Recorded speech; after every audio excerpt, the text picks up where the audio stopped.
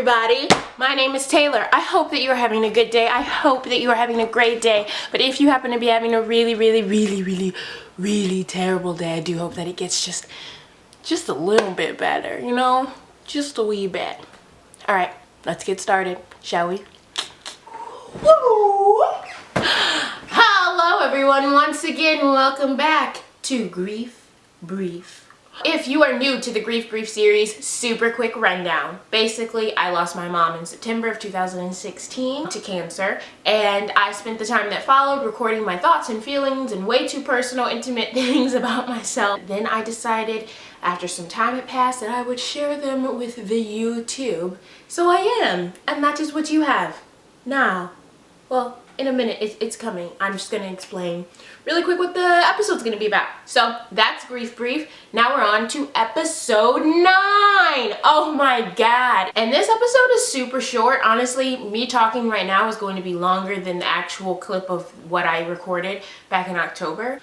So what you're going to see is me talking about my decision to not go back to my job. At the time, I had 2 part-time jobs and one that I hated. It was terrible. It was really, like, I just didn't enjoy it. At most, it's gonna look good on my resume and look like I had learned a bunch of stuff. People were rude, people were unfriendly, to the point of, for instance, when my mom passed away, I had 2 jobs. I notified my managers at both jobs that when she got sick, when she really got sick, that I don't know what's going to happen, but something bad might occur, so I just want to put you on notice. And then when she did pass away, I let them know. Now, the managers at the job that I'm still currently at actually right now, they were very nice, warm. They sent flowers to my mom's service. They called to make sure I was okay. They had everybody in my department sign a card. Like, it was very sweet, very nice. They said, take as much time as you need. My managers at my other job, when I first told them my mom was getting sick, they were like, oh, I'm sorry to hear that. Let us know. And then when I told them she died, they just didn't respond, like, at all. And then when I finally actually went back to work, nobody said anything to me. Nobody spoke to me, like, on a real note. Nobody acknowledged my presence in general, but let alone the fact that my mom had just died. And then it was like, I think the very end of the day, one of my bosses came up to me when I was in the mail room. He came up to me and he was like, Taylor, I just, wanted to let you know, I wanted to lend my condolences to your mom about your mom. And, thank you for letting us know that you weren't going to be here on Monday. And then he walked away, and that was it. And I remember I recorded, like, a Snapchat about that experience and how, like, terrible it was. And one of my friends from college, her boyfriend worked there, and he ended up telling my boss how I felt. So then they wrote a half-assed card to me. I opened it, and it literally had, now there's maybe like 50 people in this company. There were maybe 8 signatures, and my boss, like, all he wrote was his name.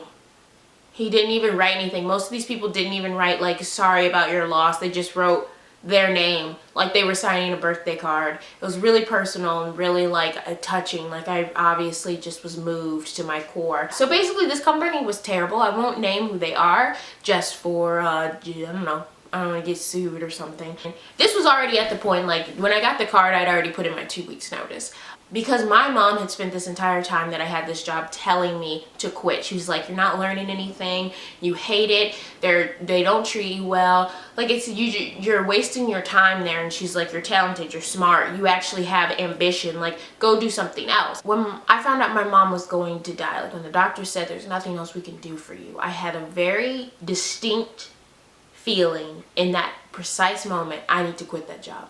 My mom hated it that I worked there. She hated how it made me feel, how angry I would get every day I worked there. Like, my mom can't die and I still work there.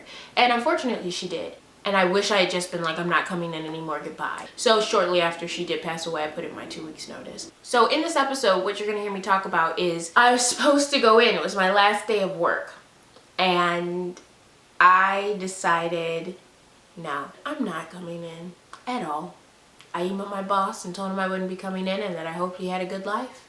And he emailed me back and said, that's unfortunate, can you please come by the office at some point and drop off your ID?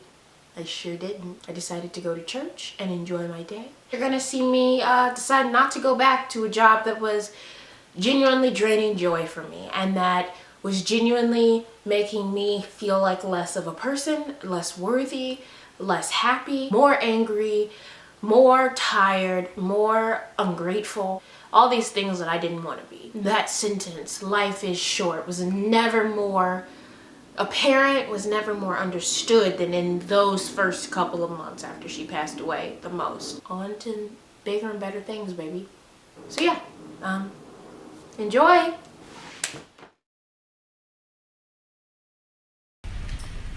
Okay, so today was supposed to be my final day at the job that I do not like at all. However, I got a late start and I had to move my car, and I don't know, I had this voice in my head. Maybe it was my friends, maybe it was my mom, I don't know. And I just decided to say screw it. You know, they can't fire me, they can't really do anything. I'd only be getting like $50 after taxes, and you know what? I'm gonna live my life for me today, you know? So, today's lesson, today's adventure, today's point, live your life for you. Do what you need to do. For you, life is freaking short and you might die. Correction, you're definitely going to die. You might die sooner than anticipated. So do what you want.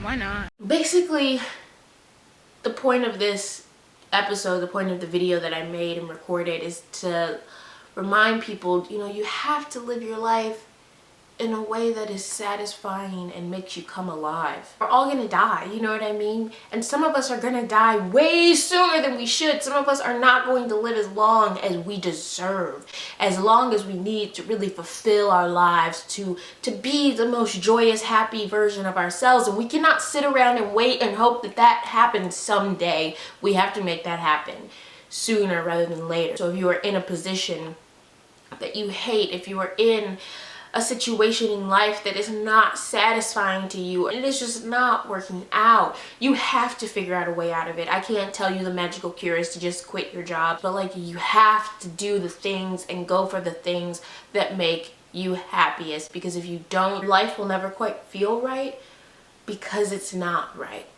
And to succumb to things that make you miserable in a life that is your own is not what you should be doing. I do hope that it inspired you to decide to do something good for yourself, something that you've not been doing because you felt that you were not supposed to. I hope that you follow your joy, follow where you feel warm and welcome. You can expect a new episode of The Grief Brief out every Monday and Friday. If you liked the video, if you're interested in the series, please feel free to comment and like and subscribe down there, because I would really appreciate it. Share it with anyone who you think might benefit from it. Share the link and talk about me. I'd appreciate it. Thank you for that. And that's all she wrote. I will see you on Friday. Bye-bye.